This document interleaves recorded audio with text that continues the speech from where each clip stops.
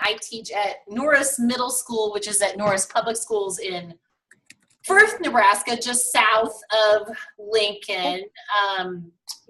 I teach 8th grade science, but have taught at all levels of high school also. So I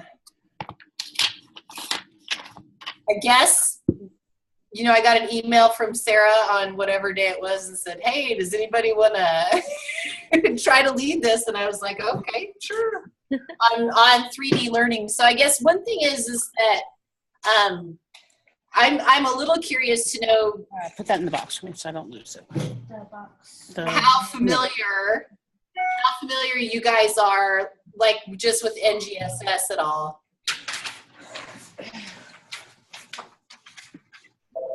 Anybody? I can start. Okay. So Betsy, I have a little bit of knowledge on NGSS, but not much. I wouldn't call me an expert, but maybe We'll have to see. dipped my toe in the water kind of person. We'll move it. And you guys, when you're not talking, maybe if you could mute yourselves, and then we can take turns unmuting as we need to speak. Okay? Sounds good. Sounds good. So anybody else, any experience with next gen science standards at all? NGSS? I see Krista waving. Yeah, can you hear me? Because this is my first time. Yeah. Okay, cool. So I'm an assistant professor at UNL. So I've been analyzing the NGSS for properties of matter. So I've did the learning progressions across from basically age 3 through 5-year-olds all the way up to 12th grade. And then I've written a couple of articles specifically on how to, which are exemplar lessons on using the NGSS and emphasizing those 3-dimensional learning. So that's, and then of course trying to teach that to my, I work with the elementary science methods course here. So working with the K-6th grade teachers on how to really think about 3-dimensional. We have not got to the cross-cutting concepts, but you know, they're mentioned, but most of the work is content and then practices. So, but thinking about the cross-cutting comes in a little bit. So I'll mute. So it sounds like you've been pretty immersed in just using and applying them. Yeah, my goal is to really understand the nuances within these standards, and you know, helping teachers and shifting from the Nebraska standards as they are to what's going to be, and kind of helping with the new standards and thinking along that lines, but also, you know, kind of having some articles out there to show how it's done. So there and I've played it with literature and science, you know, and music. And so it's been, you know, really trying to integrate science besides just as science standalone. So as well. Well, I will echo Shauna's message there. It's exciting to have you with us today, Krista. I think you're going to be able to shed some light on what I'm going to talk a little bit about, especially from a practical perspective. Well, I hope so. Sarah put me on the email and she said, join them. And I'm like, okay, don't have a clue what I'm doing, but I'll just show up. And if you see a cat show up in my video, it's because she won't leave me alone. That's okay. If I was at my house, you'd probably see a cat and a dog. So you're good. You're good. All right. Anybody else out there? Any experience with next gen stuff? So yeah, I have had a little bit, you know, learning from you, Betsy, and then also in my methods courses. So, I mean, it's still a learning process for me, but yeah. Awesome. And Bethany, do you know Krista at all? I don't. Okay. So Krista Bethany is at UNL. She's obviously secondary, looking at secondary science certification, but yeah, I'm working solely with the elementary method. So I'm really think for the lower grades. Although I will tell you, I'm 8th grade teacher. I'm national board certified. I taught 8th grade in high school, but I see myself more in that 3rd through 5th, 8th grade. Yeah, okay, high five you too. So. So anyway, so it's good to see all of y'all. Yes, yes. Anybody else out there want to chime in? Hi, everybody. I'm going to stay muted most of the time because while you have a very nice, quiet cat, I have 3 obnoxiously loud dogs that are set off by just about anything, so they could yell at any moment.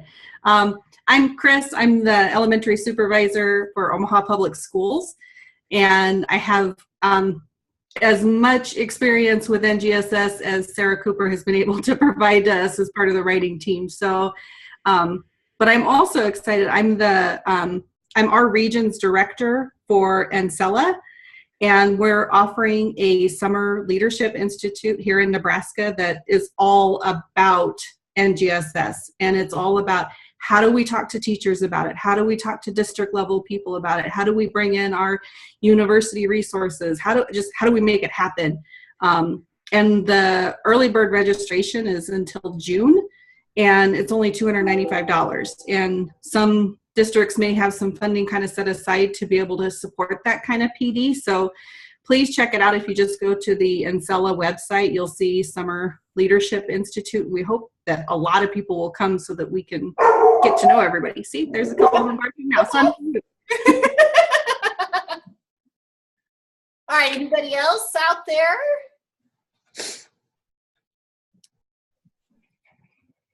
All right, well, I am going to kind of get started here, and I'll just start by my experience with NGSS was in part just out of my own curiosity, and I really got hooked through the cross-cutting concepts. I remember when the framework came out, I think I got it in my NSTA magazine, and you know, it was like that little pamphlet that came out, and I was just really intrigued by the cross-cutting concepts.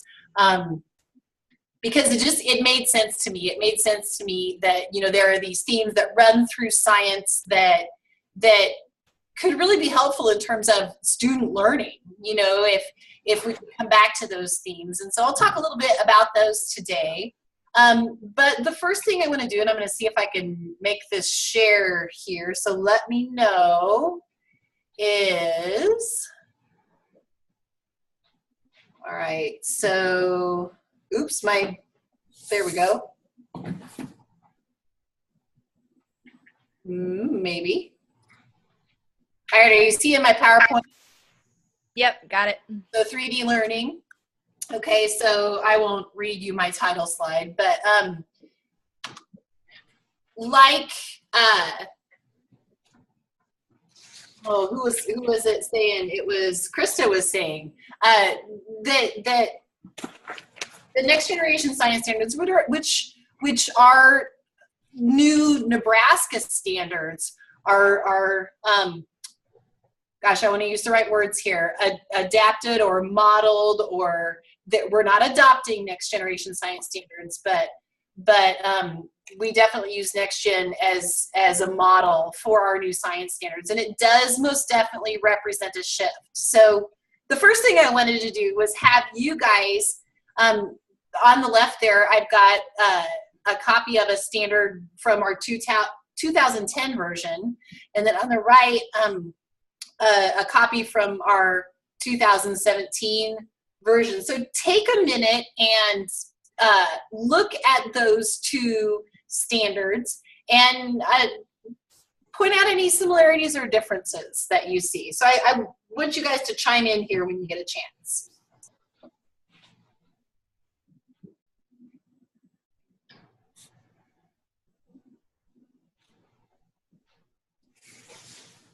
When I first looked at NGSS, the thing that I noticed was more about doing science instead of learning knowledge.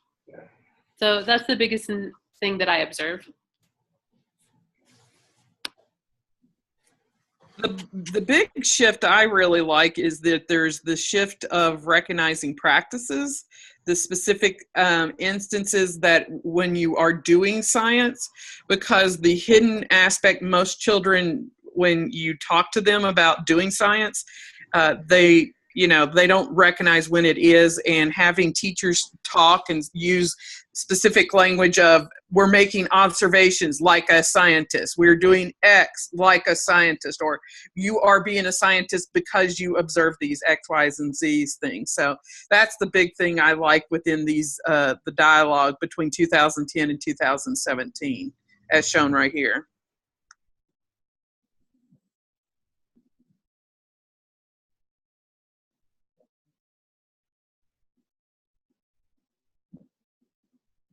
Anybody else see any differences, or what about similarities? Are there any similarities that you see between the two versions of the standards?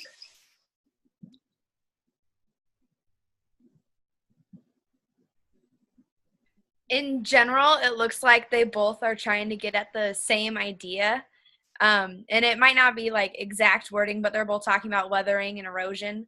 But I really like how the 2017 talks about making observations instead of just identify the weather patterns. So it's almost, I don't know, it's like it's giving the students the power to do the learning instead of teachers just teaching at them, as the 2010 model looks at. So the 2017 is more have the students do the learning to make the observations, to provide evidence for weathering, instead of, identify the weathering. Yeah, it's an active learning versus Yeah.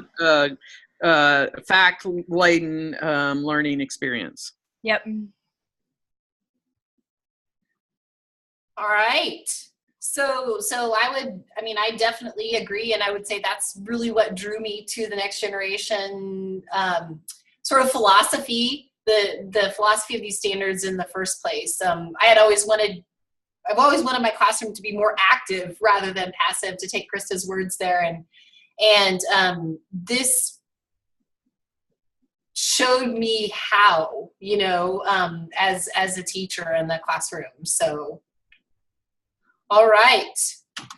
So one of the ways that this shift has been described is from a learning about model to more of a figuring out model, which I think is what you guys were just describing by saying, well, kids are doing things, and we've got these science practices, and teachers are being more explicit about pointing out those practices, and then this whole idea of active learning versus fact-based learning. So you guys did a better job of describing it than I did. And so on the right there of that slide, you've got a list of resources, and I don't know if any of you are interested in reading a little bit more just about the framework itself, the guidelines, making this shift in the science experiences we want our students to have in the classroom. So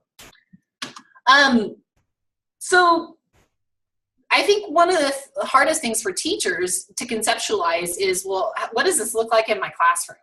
And so what I want to have us do is watch a short video, it's about 10 minutes long, of a teacher implementing more of a Next Generation Science standards approach in her classroom, or what we want to call a three-dimensional approach to teaching and learning. And so here's a few questions for you to consider while we're watching this. Number one, what is the teacher doing? Number two, what are the kids doing? And then, how does this compare to what you're doing in your classroom right now? So hopefully this works.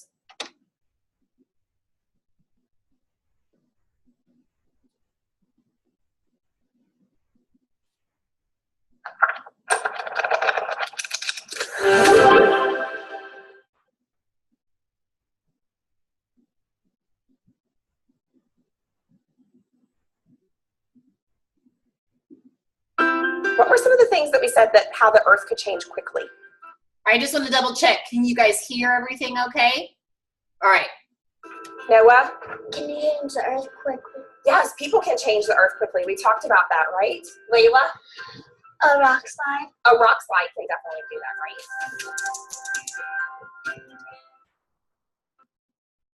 So we have all kinds of different factors and phenomena in life and things that can happen and change the earth quickly, right? But then we have those things where the earth can change slowly. My name is Becky Cope. I teach second grade at Burlington Elementary School. We're part of the Boone County School District in northern Kentucky. What's something that we talked about yesterday where the earth changes slowly? Kylie? Erosion. Erosion changes the earth slowly, right? Over the last few days, we've been studying the changes in the land, things that the earth changed quickly and ways that the earth can change slowly. And so today was a hands-on investigation for them to really understand erosion and maybe a way that they could even control erosion. In today's lessons, the students were going to work with how wind and water could change land. So when I first looked at this lesson, the performance expectation is to design a solution. I realized that the best way for them to understand how to do that was to plan and carry out an investigation. I did more of the planning part, the students carried it out. Today we're gonna work a little bit with it with our hands, okay? We're gonna do an investigation and we're gonna work with erosion, kind of get a better understanding of what erosion is, okay? With the NGSS, it lends itself to students working in a group together, understanding the concepts and the practices, and they understand the role of being a positive group member. Our big question right now for investigation number 1 is, does wind or water cause more erosion? So right now I'm going to have the material collector come up to the tables for me. So the cross-cutting concepts that students were working with, the main one was the stability and change, that things on earth can happen quickly and things on earth can happen slowly. But then within that, students were also using cause and effect. And then the disciplinary core idea of earth systems and using the earth's materials. So we're sort of scientists today and engineers. Measure needs to measure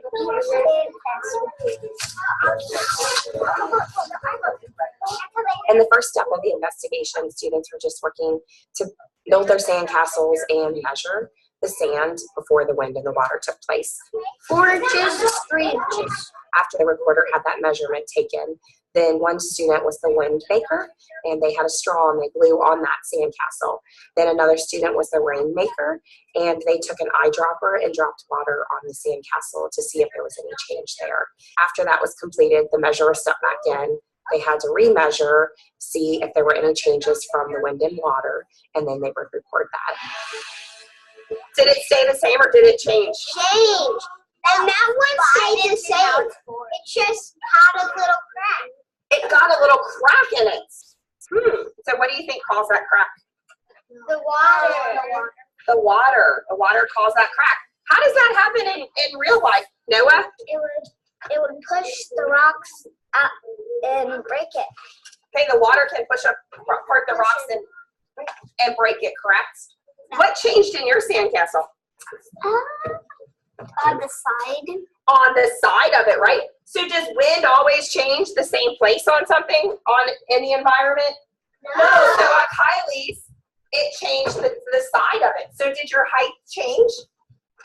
Your height stayed the same, correct? Yeah. But the side of her sandcastle changed. So we can't really measure that, but we can observe that with our eyes, right? So at the end of the first investigation, the students were given a question which caused more change, the wind or the water, to the sandcastle. Practices that students were using were they were carrying out an investigation, they were analyzing data, they were using math skills within the measurement, they were constructing an argument based on their evidence. Which one changed? Now, Braden, I heard you say water really quickly, right? But as a scientist, can you just throw out answers? What do you have to do? Think about it. You have to use what? Your evidence, right? And so students had to get together within their groups and decide if the wind or the water caused more change. I asked them to go back and look for evidence that the recorder had recorded in their student journal and to use that evidence when they answered their question. This one's a little harder than that one. It's the wind. Yeah, it's the wind that blows. And so then after that, we went through the different groups and let the students share out with the entire class what changes they saw. Which caused more change to your sandcastle, the wind or the water? the wind did because when we blew on it, like some pieces were like falling off. Okay, so you found that more pieces fell off of it with the wind than with the water. More powerful than the water. Your wind was more powerful than the water. So when my students first started talking about making claims and I wanted to teach them how to make claims and use evidence and argument, we use the statements, I think this because, so that students can show me the evidence that they use. Group, what did you find with your group? The water did more damage to the sandcastle than the wind. The water, what was your evidence? Why do you say that? Because it was like some sand was falling off. More sand was falling off of the water sandcastle. So yours wasn't necessarily the measurements, it was more of your observation that you made your claim. Okay, so this group said wind and this group said water. Is that group wrong? Yeah. Why aren't they wrong? Cole, why do you say they aren't wrong? Because there's different people doing like the blowing down. Oh, that's a great observation, Cole. Yeah, Cole said our answers might vary, right? They might be different because maybe the wind blew harder over here at the red beach than the wind blew over here at the blue beach, right? So the answers can be different. But as long as you use that evidence you have and your observations and your measurements, then we can kind of discuss our arguments and our claims, right? We're going to go on and we're going to move to investigation 2. Now we're going to be engineers a little bit, okay? So in your bag, you have some different materials. You're going to design a solution. How are you going to solve the problem of wind and water erosion affecting your sandcastle? For the second investigation, we were trying to figure out ways to control erosion and to help it not make the sandcastles fall down or do any damage. So investigation number 2 was using the same steps from investigation number 1, but students had to create some kind of a design solution to prevent the change to their sandcastles. We're gonna build a wall around the sandcastle with a small top with a hole in it. If we put this on the sandcastle like an umbrella, we could. They were given a bag of materials, and so their first task was to discuss with their group and create some kind of a solution that would prevent the wind and water from changing their sandcastle during the second investigation. 8, 9, 10. Now measure it. Measure it. They had to measure the sandcastle, then they had to apply their design solutions. I need to. All right, so give it your 10 puffs there, Windmaker. After they applied the wind and the water the second time, they remeasured, recorded, and then we discussed the results that they saw from that. 5 and then now 3. Did anybody see change in your sandcastle? Layla, what do you think? What happened here? First it was 4 inches, and when we were done putting water on it, it was 3 inches. And so what change did you see? That when we put water on it like pieces came off and The pieces came off of it, right? When you put the water on it, the pieces came off of it. I think that merge of the science and the engineering helped the students to have a better understanding of the change that could occur or could not occur. You know the new bridge that we have that they built? So in Burlington, Kentucky, we have had a new intersection being built over the last 2 years. It's caused lots of traffic problems, and so everybody in the area knows about the new bridge that has gone in. Yeah, it's by all of our houses, right? Do you think when they built that, they had to think about how a solution so that erosion didn't occur and that bridge doesn't fall down in a few years? yeah. I asked the students to think about the scientists and the engineers who worked on that bridge and what things that we talked about today and the changes in the earth and how it changes slowly would those scientists and engineers need to use in order to make sure that bridge is safe for all of us to use. The difference between teaching science this year and teaching science last year is that I feel they're getting a deeper understanding because of using the 3 dimensions, the practices, the disciplinary core ideas, and the cross-cutting concepts. Sounds good. Okay, I'm going to come back in a second and see how that worked.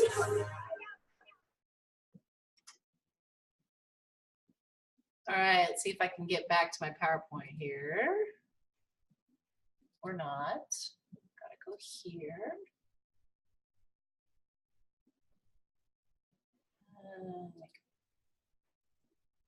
Okay, so what did you see? Let's just address these questions here. What did you see the teacher doing?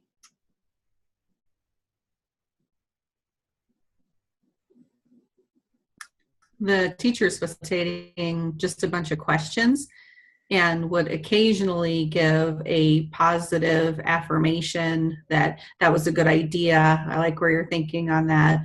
But never came out and said that's the correct answer or that's definitely what should be done. Okay.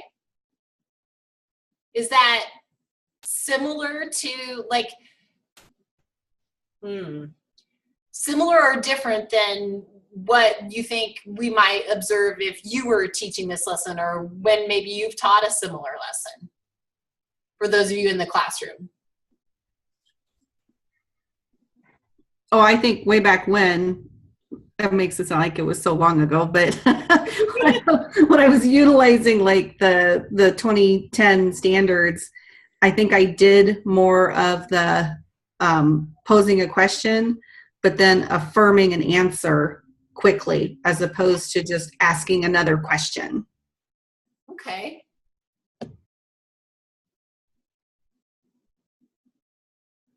And I would agree. I would say I definitely did a lot of that.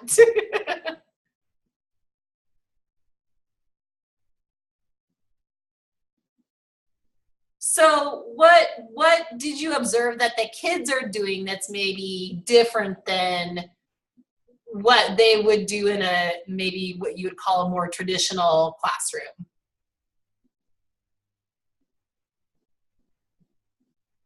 So the kids are making their own like ideas on how to stop the erosion instead of being given directions on how to build a structure. They get to kind of play around with the different tools that were given. And they get to see, you know, well, did it work? Did it not? If not, why do you think that didn't happen? Yeah. The big thing I hope everybody's seeing is, and this is what my teachers often say, my elementary pre-service teachers, and they're always going, yeah, the kid, until they don't believe kids can do this. And these are sophisticated discussions, which are, you know, I would rival a high school conversation. You know, there's very similar. I'm not saying that, yeah, it's going into some of these deep thoughts that in the high school, but they're using the same practices and processes as those who are working with data, you know, and extensive amounts of data. So a very sophisticated discussion. And I want to add one more thing is, now it's not caught in this video, but there's an assumption the teacher's making, and she's clearly making this, she's working with the model with the sandcastle. And if you'll notice in the new next generation science standards and where we're going with Nebraska is the use of models.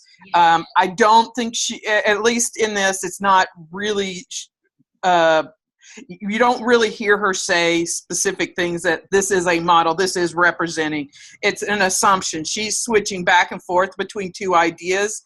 I think that would be something that maybe to improve upon on here, but you do see she's using a model, and the students are being able to see that this is representing something that is that they see in their hometown. I'm from Kentucky too, so I have to throw that out there. Perfect.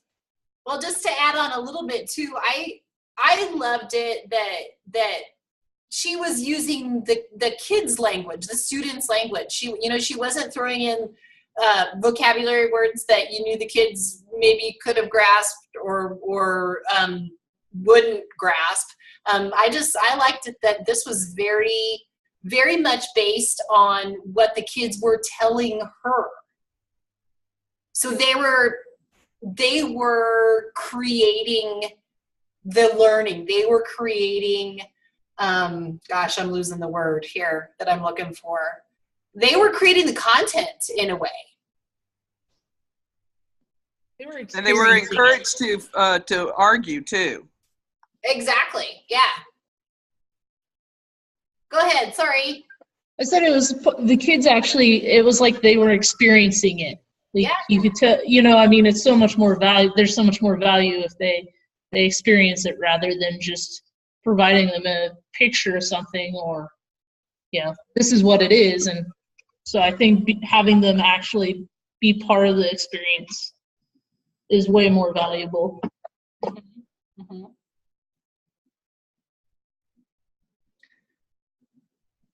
Any other thoughts? Okay, so let's just dig a little bit deeper into these 3 dimensions, and she mentions them: science practices, cross-cutting concepts, and then the disciplinary core ideas. I just created some links here very quickly. If you want to see, you know, how NGSS and how Nebraska is going to define these practices, you're going to see essentially, you know, what kids are going to be doing, asking questions, developing using models. And it's a pretty rich list of things we want kids doing in our classroom. Let's see, go back here. I'm going to just skip to the DCIs and come back to the cross-cutting concepts here, but the disciplinary core ideas, this is where I think content. And I think, you know, our 2010 version of our standards were pretty solid in terms of content. You're going to see, you know, these general areas: life science, earth and space science, physical science, and you're going to see a lot of those same smaller bits of information in those disciplinary ideas. So I don't think that's really anything new for us in terms of how our standards are changing.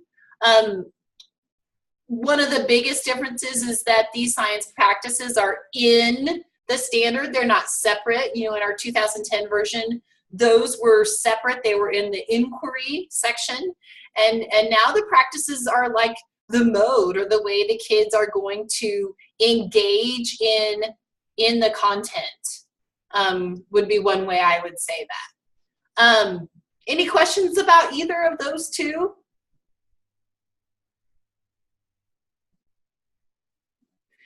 You know, I would say the cross-cutting concepts, us being explicit about those is maybe the newest piece here. It's not that they weren't there, but we're just being a lot more conscientious about pointing them out. And like I said before, this is what drew me to and got me excited about next generation science standards in the first place, is because I almost feel like these cross-cutting concepts and they're themes that run through all of science, but not just science, they're cross-curricular, interdisciplinary. But I also feel like it's a way for, it's almost a learning strategy. You know, kids know patterns, and if they know that they're learning about a pattern, it's going to help them identify that pattern. And you start to build on sort of the sophistication here. So then you move into maybe a specific type of pattern, a cause and effect relationship. And if kids understand cause and effect, then they can take that skill of relating cause and effect to a new level to apply to new situations and problem solve. And so again, this is just a link. This is on the NSTA website. And so you can see those cross-cutting concepts that run through all of science. And they tie things together so nicely, I think. All right. So thinking back to her lesson, I'm wondering, can you pick out the DCI? So think about the content. Can you pick out the science or engineering practice or practices that she had the students engaged in? And then what was the cross-cutting concept here? In other words, what was the theme that ran through it that kids were constantly coming back to problem solve?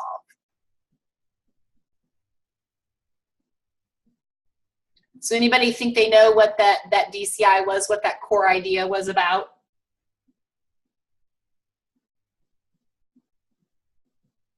It's like your quiz.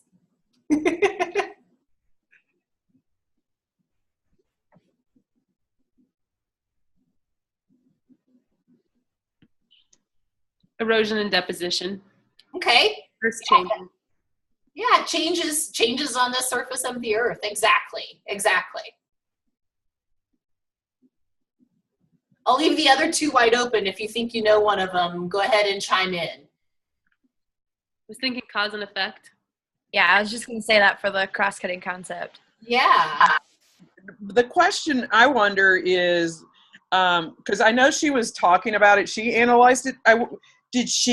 Was she specific to the children? I don't remember. I just know she said, "Hey, I'm looking for patterns and cause and effect," and then, but I don't remember her in her dialogue to the children that they recognized that they were doing it. So if somebody saw it, help me out. At one point, she had that pretty specific question written on the board. I'm not sure how. I mean, she communicated that to the kids. I'm wondering, as she was talking to them, like you said, having dialogue with them, was she being really explicit about cause and effect? Well, what caused this, or what was the effect? What was the outcome? And I know we didn't see, all of the dialogue she had with the kids, so. But certainly being explicit there would be key for those kids. I'm trying to get myself used to navigating through the NGSS app. Yeah. So I'm probably wrong, so that's why I'm hoping you guys can correct me. I went to the second grade ESS 2-1, and the performance expectation, look, see, I'm muttering over the words now. The performance expectation has compare multiple solutions designed to slow or prevent wind or water from changing the shape of the land. Okay. So I think that's what she was doing. And they list stability and change as the cross-cutting concept, but I like the idea that you got that someone just mentioned, that it's that cause and effect, because at second grade it seems like maybe that's kind of a low-hanging fruit for them, and then maybe she'd need a second lesson to be more explicit about that stability and change piece, but I don't know. So that's my mutterings. The stability and change piece comes in with the engineering. I was wondering how she was tying that together. So that second part of it, then that makes sense then. Yeah. And I think one thing that's important to remember is the cross-cutting concepts they scaffold just like the content does. And so to start and, meet kids maybe where they're comfortable with that cause and effect, or even backing it up to that pattern piece, and then you build up to that little more complex cross-cutting concept like stability and change. I mean, second graders, do they know what stability is? They know it changes, but that's, just vocabulary wise, that's a bit more of a stretch for them, but I think you can get them there through that cause and effect relationship. So. And then building off of that too, at the end, she brought in the bridge that was just built. So she was talking about structure and function, and did the engineers have to think about, erosion when they were building the bridge. So, I mean, she's kind of bringing in multiple cross-cutting concepts when doing this one lesson. Yeah. I know that so I have my own students unpack the standards. We call it unpacking the standards. And they have to identify the cross-cutting concept, and they come up with different things, but as long as they're able to explain, why they think it is cause and effect, or a pattern, or a system, I'm good with that, because that tells me they can then take that understanding of the cause and effect relationship, or the pattern, or their understanding of what a system is, and then apply it to those new situations to help them problem solve. So while these standards have a cross-cutting concept tied to them, I don't think it makes the other ones wrong. That's my take on it. Anybody else? Krista, you've delved into these pretty heavily. Any thoughts on that? I agree with everything that's being said. I mean, because systems right there, it's really nice into you talk.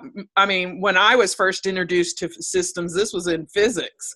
You're talking high school, and so just having them start to understand different things. I think it would be fascinating if they actually did like a map, like you map, we talked about patterns here, and just how the lessons, so then students start to understand how patterns may be in the seashells that you look at, so because second grade they're looking at properties as well. And then here we've got patterns when we have erosion and things to that effect. I think it is, you meet them where they are and help them understand. But like you said, it has to be explicit. I think, if we really start to look at how we teach, it was always there, but everything was implicit and not, there for everybody to figure out. It was, hey, this. No, we're not being explicit. So that's where the standards are really shifting, and to help everybody understand and think deeper, not just the teacher or the scientist. Yes. Well said. Okay.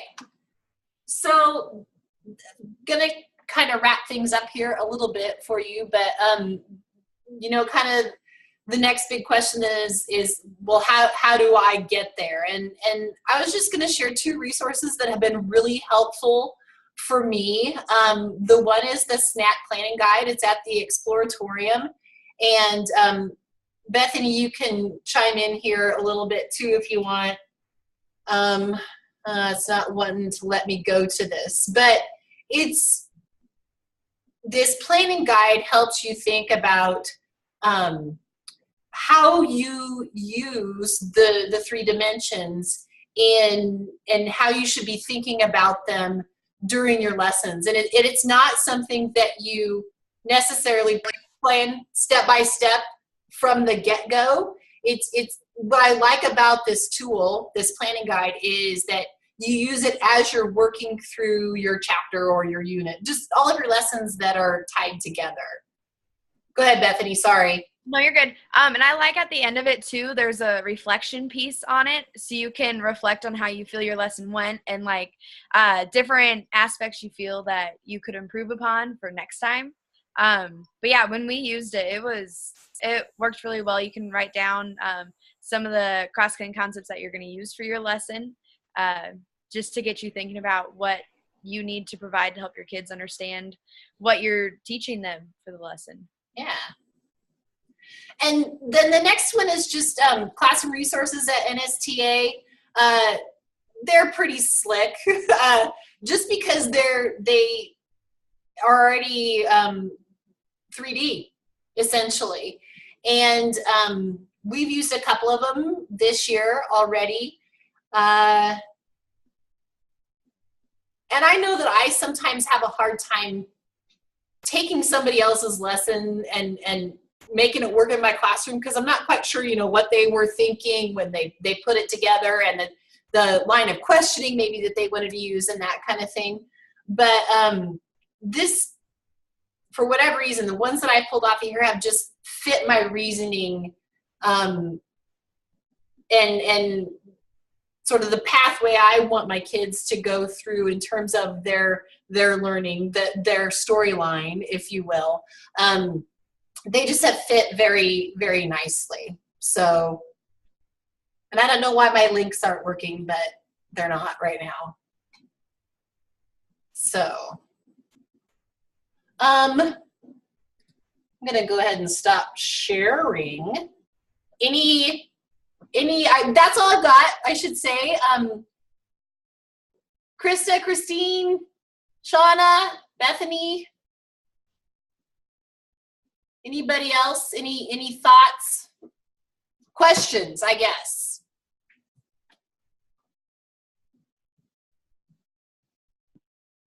Well, Bethany, Betsy, thank you for, I know, right? Thank you for presenting today. I feel like I'm kind of behind.